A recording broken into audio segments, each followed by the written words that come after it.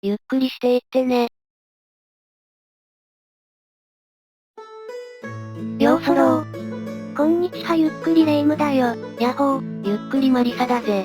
ねえマリサ、お得っていいよねいきなりなんだよ。この前外食したらさ、ラーメンとチャーハンがセットで安くなってたんだ。セットメニューか。別々に注文するより安いよな。お得だった分普通に注文するよりも美味しかったよ。よかったな。なんか宝くじで1億円当たったくらい得した気分だった。いやそれは言い過ぎだろ。ということで今回のカンプラレビューも、お得感マシマシのセットキットから、得イージーシリーズの総流をレビューするよ。いやどういう選考基準だ。てかこのカンプラはセットなの？相棒の飛竜とセットになったキットなんだ。へえ、空母って結構高いから、お得なセットがあるのは嬉しいな。いやこのセットは、もともと別売りだったキットを一つにしたものだから特に安くはなってないよ。安くないんかい？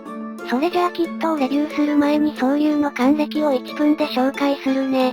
頼むのぜ。総流は1937年に建造された中型空母だよ。当時の日本は、総流の他に赤城や加賀といった空母を保有していたけど、これらは監視変更によって誕生した空母だったから、総流は日本が初めて建造した純粋な空母だったよ。さて、建造後の総流は大東亜戦争の真珠湾攻撃に参加。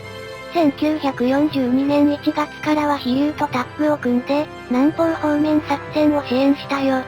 同年3月には、南雲機動部隊の一員としてセイロン沖海戦に参加。この戦いで総流は、大英帝国の駆逐艦テネトス、そして巡洋艦ヘクターを撃沈し、さらに他の空母と協力して、多数の艦船を撃沈させるなど活躍したよ。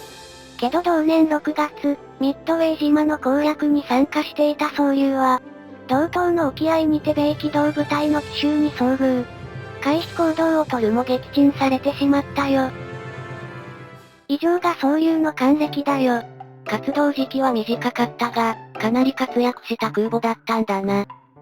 戦争初期の日本軍の快進撃を支えた艦だったからね。大型空母の赤城や加賀。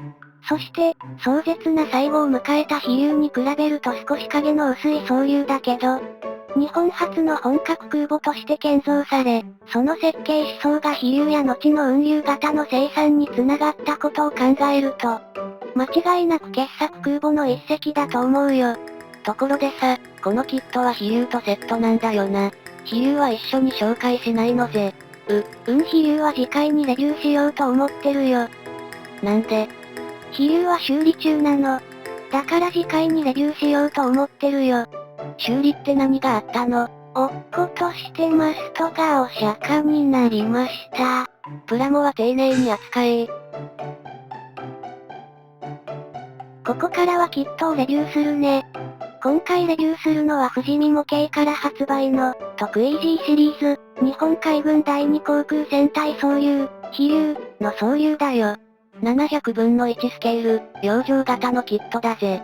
特イージーシリーズは現在では絶版になってしまった、彩色墨キット。組み立て難易度は高いけど、手軽に高精細のカンプラが組めちゃうキットだよ。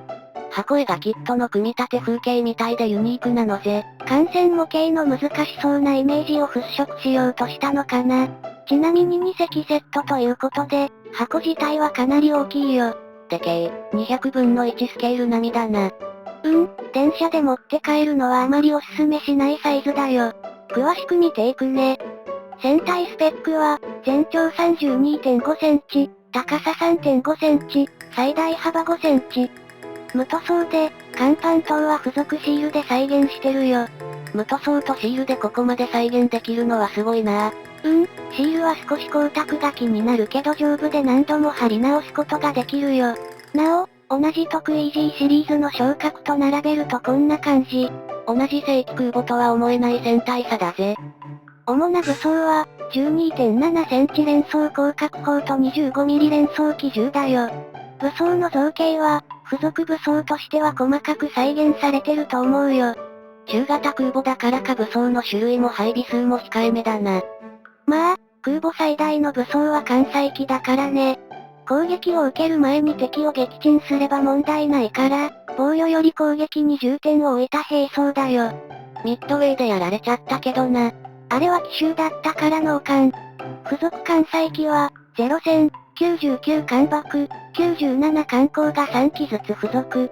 0戦と99艦爆は、戦争初期仕様で白色で成形されてるよ。他のメーカーに比べると付属数は少ないけど、造形は細かく再現されてるよ。艦載機は塗装しづらいから、成型色なのは簡単でいいな。船体は左右分割式。船体は呉海軍交渉色で成形されてるよ。空母の船体って複雑で塗装しにくいから、成型色なのは嬉しいぜ。船体の凹凸や窓枠も細かく再現された船体だよ。飛行甲板で見えにくいけど、下部甲板も細かく再現されてて、ちゃんと下部甲板用のシールも付属してるよ。こんな見えづらいところまで再現してるのか。お次はスッポンだよ。スポンソンだろ。スポンソンには滑り止めのモールドが再現されてるよ。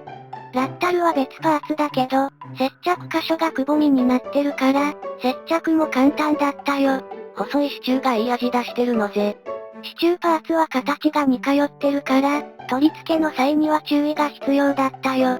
武装はスポンソン上に配備されてるけど、左右で配置の違うユニークな配備方法だよ。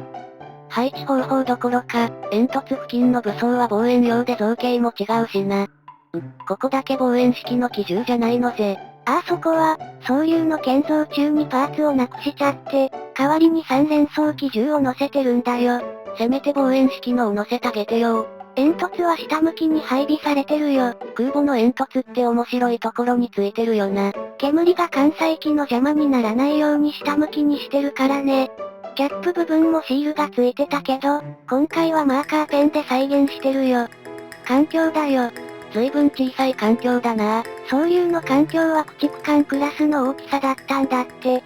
小顔でモデル体型の船だね。ここまで小顔だと晩年のキャプテン翼だよ。なお、環境上の木工甲板もシールで手軽に再現できるよ。最後に甲板を紹介するね。空母の甲板は塗装範囲が広いから、シールで再現するのにはもってこいだな。昇降機や木工甲板が手軽に再現できるよ。なお、シールは前にレビューした昇格に比べると、印刷がより細かくなってるよ。木目がさらにリアルになってるのぜ。甲板シールは大きくて貼りにくいから、切り分けて貼るのもおすすめだよ。確かに細かくした方が貼り直しもしやすいな。まあ、私の場合は切り分けても失敗したんだけどね。切り分けた意味ないじゃないですかやだ。以上が得意イージーシリーズ、総流のレビューだよ。組み立て難易度は高めだけど、特シリーズらしい完成度の高さと、付属シールのおかげで、手軽にカラフルなキットが組めるから、空母が作りたいけど、塗装は苦手って人に特におすすめのキットだと思ったよ。中型空母だから、パーツ数が抑えられてて組みやすいのも長所かな。あと、絶版キットだから、リサイクルショップなんかで安く手に入るのも良い点だと思うよ。それは昇格の時にも言ってたな。今回はお得感でこのキットを選んだからね。あえて強調したのよ。そういえばそうだったな。まあ、カンプラって中古でもあまり値下げされないんだけどね。なんでおすすめしたの？次回は飛竜をレビューするんだったな。次回までに破損箇所を直すから、よかったら見に来てほしいな。コメント高評価いつもありがとうなのぜ。それでは、ご視聴ありがとうございました。